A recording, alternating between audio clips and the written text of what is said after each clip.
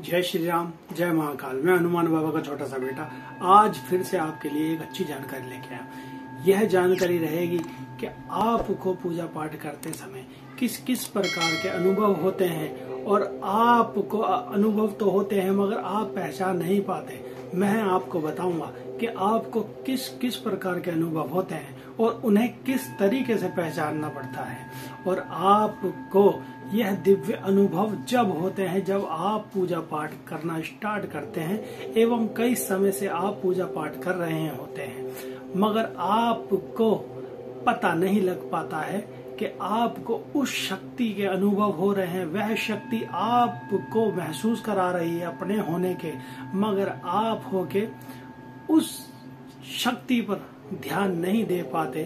आपके डेली के काम धंधों में व्यस्त हो जाते हैं पूजा पाठ करके, मगर आप महसूस नहीं कर पाते। वह आपको बार बार महसूस करवाती है कि मैं आपके साथ हूँ, मैं आपके साथ हूँ, हर पल साथ हूँ। आपके बिगड़े हुए काम भी बनाती है। तो आज मैं आपको बताता हूँ। चले, सबसे पहले अनुभव किस प्रकार से होते हैं, कौन से अनुभव होते हैं। जब आप पूजा पाठ स्टार्ट करते हैं, आप बैठते हैं आपके घर के मंदिर पर, आप बैठते हैं आपके आसन पर। जब आप घर के अंदर मंदिर के अंदर आप जोत जलाते हैं, धूप बत्ती जलाते हैं, अगरबत्ती जलाते हैं और आप भगवान को उनको प्रसाद का भोग लगाते हैं, तो सबसे पहले आप उनकी आरती करते हैं, उनकी माला जपते हैं और उनको भोग प्रसाद देते हैं।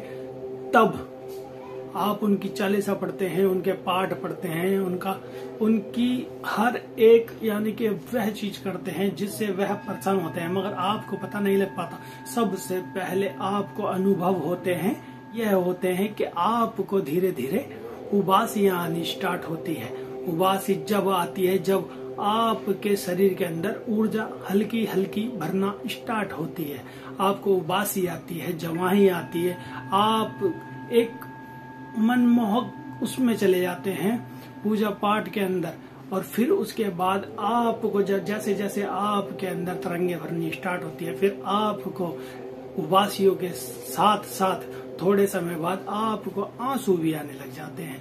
जैसे जैसे आपको उबासियां आती है वैसे वैसे फिर आपको आंसू भी आने स्टार्ट हो जाते हैं। ये तो होती है उस भगवान से जुड़ने की तरंगे। जब वह तरंगे आपके अंदर महसूस होने लगती है तो फिर आपके शरीर में धीरे धीरे बदलाव स्टार्ट होते हैं। फिर आपको क्या होता है, आपके शरीर के अंदर हल्की हल्की कंपन स्टार्ट होती है। जब आप पूजा करते हैं तो आपको हल्के हल्के झटके लगते हैं, ऐसे करके किसी भी प्रकार से लग सकते हैं। यह झटके आपके हाथ के रोंगटे भी खड़े होने लगते हैं जब आप उस भगवान को याद करते हैं, उस माता को याद करते हैं, उस ईश्वर को याद करते हैं। जब आपके हल्के हल्के रोंगटे भी खड़े होने लग जाते हैं, आपके आज्ञा चक्र में हल्का हल्का दबाव सा महसूस होता है, ऐसा लगता है यहाँ कुछ हल्का हल्का घूम रहा हो। इस तरीके के भी आपको अनुभव होते हैं। आपके सर के ऊपर जब ऊपर से ऊपर के लोकों से भगवान की तरफ से आपके सर के अंदर ऊर्जा गिरती है, ऊर्जा का प्रभाव आपके शरीर के अंदर, आपके सर के अंदर, आपके मस्तिष्क के अंदर समाती है, तो आपके सर पे ऐसा लगता है, यहाँ पर इस जगह पे ऐसा लगता है कि चींटियां रेंग रही हो, आपके हल्की हल्की खुजलियां भी स्टार्ट होती है इस जगह पे। तो वह आपको संकेत दिलाती हैं कि हम आपके साथ हैं। फिर क्या होता है, आपके धीरे धीरे अंग, शरीर के कई अंग आपके फड़कने स्टार्ट हो जाते हैं। आपको ऐसा लगता है कि ये हमारे शरीर के अंग क्यों फड़क रहे हैं, कोई बीमारी तो नहीं या कोई दिक्कत तो नहीं हमारे को, मगर नहीं, ऐसा नहीं होता। ये शरीर के अंग तभी फड़कते हैं जब आपके ऊपर उस देवी शक्ति की, उस परम शक्ति की कृपा बरस रही हो जिसकी आप पूजा पाठ करते हैं। आपकी कुंडलिनी, आपकी जो पीछे की रीढ़ की हड्डी है, उस रीढ़ की हड्डी में भी कई दफा ऐसा लगता है कि कुछ हल्का हल्का ऊपर जा रहा हो, कुछ नीचे आ रहा हो। आपको ऐसा लगता है हल्का सा प्रेशर सा आ रहा हो जा रहा हो, आप उस जगह पे खुजाते हैं मगर कुछ नहीं, कुछ पता नहीं लगता, मगर वह भी संकेत होते हैं आपके अनुभव के। और आपको जब आप पूजा पाठ करते हैं आपको स्टार्ट हो जाते हैं सपन। आपको सपन के माध्यम से वह ईश्वर, वह परमात्मा आपको सचेत करवाता है कि बेटे मैं आपके साथ हूँ। वह माता, वह किसी भी भगवान की शक्ति जिसको आप पूजते हैं, जिसको आप भजते हैं, उनके सपन के जरिए आपको सपन सिद्धि भी हो जाती है।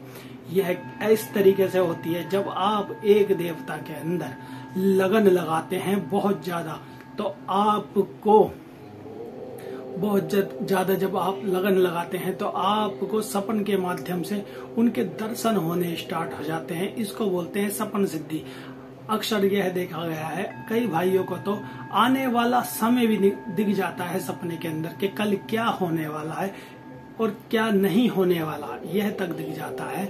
और सपने के माध्यम से वह परमात्मा, वह ईश्वर, वह परम ब्रह्म आपको यह सचेत कराते हैं कि हम आपके साथ हैं। तो यह अनुभव होते हैं। आपकी वाक सिद्धि हो जाती है जब आप किसी भी व्यक्ति को कुछ बोलते हो।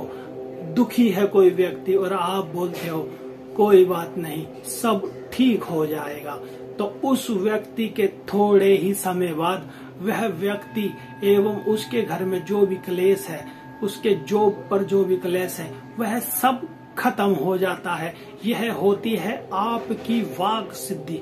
यह वाक सिद्धि जब मिलती है जब आप नियमित रूप से पूजा पाठ करते हैं, उस परम पिता परमात्मा को याद करते हैं, उस भगवान को याद करते हैं, उस माता रानी को याद करते हैं। जब वह माता रानी अपने अंश आपके पास भेज देती है सिद्धि रूप में, जब आप नियमित रूप से पूजा करते हैं तो आपके पास माता रानी के, देवताओं के अंश अपने आप आने लग जाते हैं। तो इस तरीके से आपको अनुभव होना स्टार्ट हो जाते हैं। आपको कई दफा ऐसा भी लगेगा जब आप पूजा पाठ कर रहे हैं, आपको ऐसा भी लगेगा आपके पास एक हवा का झोंका आया और आपके शरीर पर टच हो करके निकल गया। वह भी आपके जरिए दूसरी जगह से आती हुई ऊर्जा आप से टकरा के चले जाती है। वह भी देव ही होते हैं। जब आपके आसपास आपकी ऊर्जा घूमने लग जाती है, ये भी अनुभव होते हैं। यह भी बहुत तगड़े वाले अनुभव होते हैं। जब आप बैठे हो, आप ध्यान में बैठते हो, पूजा पाठ करने के बाद जब ध्यान में बैठते हो, ध्यान में आप देखते हो, आपको मनमोहक चीजें नजर आती है और आपको अपने इष्ट देव भी नजर आते हैं, तो ये भी आपके अनुभव ही होते हैं।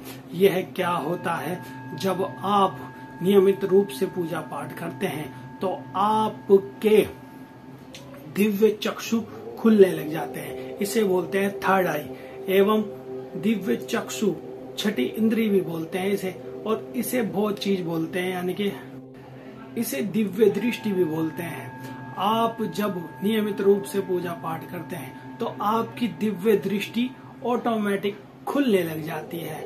आप देखेंगे कि आपको कई प्रकार की चीजें बंद आंखों से भी दिख रही है और खुली आंखों से भी दिख रही है। इसको कहते हैं दिव्य दृष्टि प्राप्त हो जाना। तो आज का इतना टॉपिक मेरा यही था।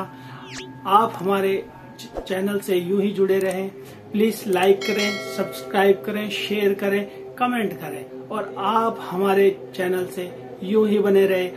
आने वाले समय पर मैं आपको और भी प्रकार की जानकारी दूंगा। तो आज के लिए इतना ही। जय श्री राम, जय महाकाल।